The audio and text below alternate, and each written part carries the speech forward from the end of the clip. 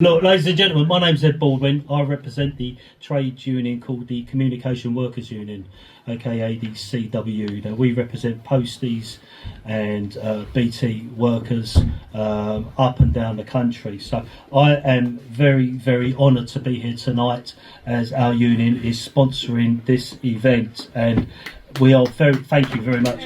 We would very, very much like to say that we are part of the community.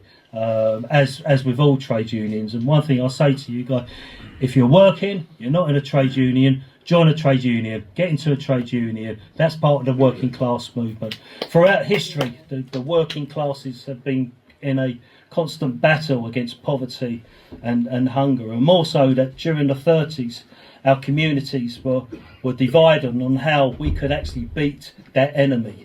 Now, the cause of that division was the ideology of fascism, which led to a world war, a global conflict, which saw the lives of 75 million people end. Now, our forefathers and mothers, may I say, and happy International Women's Day to you all, by the way. They came back from those battlefields and they said, "We again shall never ever be divided. Never again will the fascists be allowed to march on our streets unopposed. Never again shall our children go hungry and live in squalor. For they were the people that baked our bread, and so are we.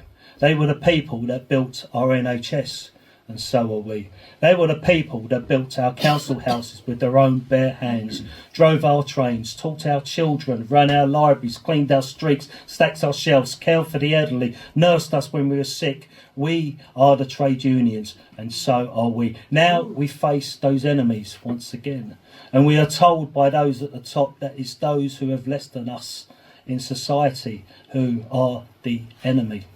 Yet, why we continue to look the other way, everything that we, the people, have built have been sold off by the highest bidder. These shysters now hide behind their lawyers, their barristers. They lobby our MPs and they attack our terms and conditions. Now we're constantly told that there's no monies in the communities, and yet in just 2 years this country has spent nearly £13 billion on a war which has seen very little progress, and now we must prepare for the new world order. Well, I can tell you what you can do with your new world order. As the late great Tony Benn once said, if we can find money to kill people, we can find money to help people. Stop picking on the working classes to fund your wars. Start taxing the rich, start taxing the landlords, start taxing the energies and every organisation which sends its profits to the offshore accounts. Our fight continues, comrades. I'll see you in the trenches, if not on the victory parade. Peace, love, solidarity, and thank you all very much. Have a great evening.